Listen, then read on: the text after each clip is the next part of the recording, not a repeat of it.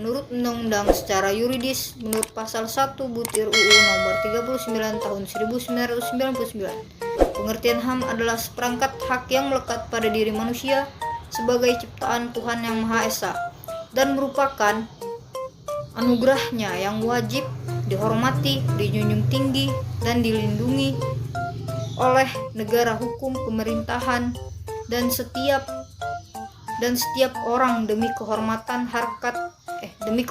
serta perlindungan harkat dan martabat manusia. Pengertian HAM secara umum adalah HAM atau hak asasi manusia adalah hak yang melekat pada diri manusia sejak lahir, yang tidak bisa diganggu-gugat dan bersifat tetap sebagai anugerah dari Tuhan Yang Maha Esa. Menurut John Sludge, adalah hak manusia yang langsung diberikan Tuhan sebagai hak yang kodrati. Tidak ada kekuatan di dunia ini yang bisa mencabutnya, memiliki sifat suci dan mendasar. Selanjutnya, menurut Zen Matterson, pengertian HAM adalah hak yang ada pada setiap manusia. Tanpa HAM, manusia mustahil bisa hidup sebagai selayaknya manusia. Selanjutnya, Miriam Budiarjo, pengertian HAM adalah hak yang dimiliki setiap orang sejak lahir, bersifat universal, dimiliki tanpa adanya perbedaan, entah itu jenis kelamin, suku, agama, ras, dan lain sebagainya. Selanjutnya, menurut Frog Quentojoro Warburg Anoto, mengacu pada isi Declaration des Hommes Education, pengertian HAM adalah hak yang dimiliki manusia menurut kodratnya, tidak bisa dipisah dari hakikatnya, sebab HAM bersifat suci. Hak asasi manusia atau HAM di dunia Barat, Eropa paling dahulu menyerahkan HAM di mana berdasarkan sejarah hak asasi manusia. Inggris yang paling utama menyerukan. Tercatat di Inggris terdapat seorang filsuf yang mengungkapkan gagasan atau merumuskan adanya hak alamiah atau natural rights, yaitu John Locke pada abad 17. Sejarah perkembangan hak asasi manusia di dunia Barat ditandai dengan 3 hal penting, yaitu Magna Carta, terjadinya Revolusi Amerika dan Revolusi Prancis. 1. Magna Carta Liberium Inggris 1215. Sejarah telah mencatat bahwa Inggris memberikan jaminan pada para bangsawan serta keturunannya yang tidak memenjarakan mereka sebelum melalui proses pengadilan. Jaminan tersebut diberikan bukan tanpa alasan, tapi dikarenakan para bangsawan telah berjasa dalam membiayai kerajaan. Sebagai bentuk balasan budi, pihak kerajaan memberikan jaminan yang dinamakan Magna Carta Liberium. Jaminan atau perjanjian tersebut dibuat pada masa Raja John tahun 1215 Masehi. Pada masa itu, bangsawan meminta jaminan sebab kebanyakan raja zaman dahulu bertindak sesuka hati, membuat hukum sendiri, sedangkan raja kebal terhadap hukum. Hampir semua aturan yang dibuat menguntungkan raja, meskipun Magna Carta tidak berlaku untuk semua, atau dalam artian hanya untuk para bangsawan. Akan tetapi, kita tidak bisa memungkiri bahwa Magna Carta merupakan tonggak awal perkembangan HAM di dunia. Revolusi Amerika, bagian sejarah HAM 1776. Revolusi Amerika pada tahun 1776 merupakan peperangan rakyat Amerika melawan penjajah Inggris. Hasil revolusi ini adalah kemerdekaan Amerika pada tahun 1776 dari Inggris. Pada tahun yang sama, Amerika membuat sejarah dengan menegakkan hak asasi manusia atau HAM, yaitu memasukkannya aturan HAM ke dalam perundangan negara. Hak asasi manusia atau HAM di Amerika dalam perkembangannya lebih kompleks daripada HAM di Inggris. Bahkan HAM terus disuakan sampai saat ini, baik oleh pemerintahan maupun rakyat. Ada Revolusi Prancis tahun 1789. Revolusi Prancis lebih populer daripada Revolusi Amerika. Jika Amerika memerangi penjajah Inggris untuk mendapatkan sebuah kemerdekaan supaya bisa berdiri sendiri dan memiliki hak. Beda halnya dengan Revolusi Prancis yang dilakukan rakyat memerangi rajanya sendiri, yaitu Raja Louis. Rakyat Prancis melakukan hal tersebut dengan alasan bahwa sang raja bertindak sewenang-wenangnya terhadap rakyat dan memiliki sifat absolut. Revolusi Prancis setidaknya menghasilkan aturan tentang hak, yaitu hak atas kebebasan, hak atas kesamaan, dan hak atas persaudaraan. Hak asasi manusia atau HAM di Indonesia.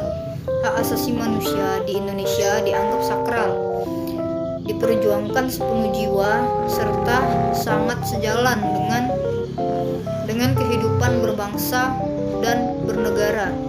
Indonesia telah ikut bersama negara lain untuk memperjuangkan HAM atau hak asasi manusia, memasukkan rasa kemanusiaan dalam perundangan, sebab hal tersebut merupakan fundamental. Pancasila sebagai dasar negara Indonesia sepenuhnya mendukung dan menjunjung tinggi penegakan hak asasi manusia atau HAM.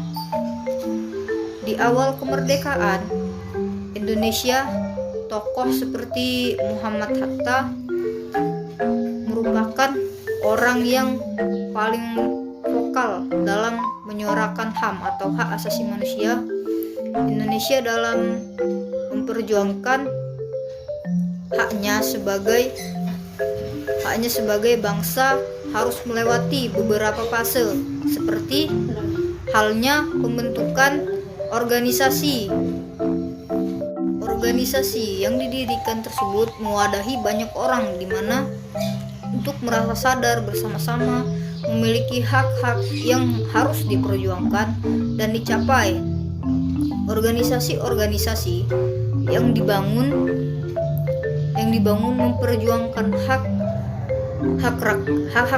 hak masyarakat dengan cara berbeda, namun pada hakikatnya memiliki tujuan yang sama, untuk menghapuskan kolonialisme di tanah Indonesia, sehingga dengan begitu masyarakat Indonesia dapat menjadi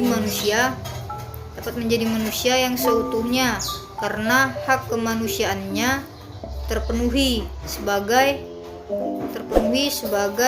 contoh, Budi Utomo memperjuangkan hak masyarakat dan kemanusiaan lewat petisi dan surat yang disampaikan kepada kolonial Belanda waktu itu. Kemudian ada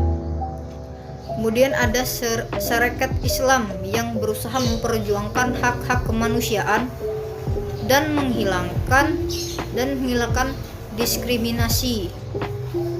Pengaturan HAM dalam Undang-Undang Dasar 1945. Deklarasi Bangsa Indonesia pada prinsipnya termuat dalam naskah pembukaan UUD RI 1945 dan pembukaan UUD NRI 1945 merupakan sumber normatif bagi hukum positif Indonesia, terutama penjabaran dalam pasal-pasal Undang-Undang Dasar NRI 1945. Dalam pembukaan UUD NRI 1945 alinea ke-1 dinyatakan bahwa kemerdekaan ialah hak segala bangsa.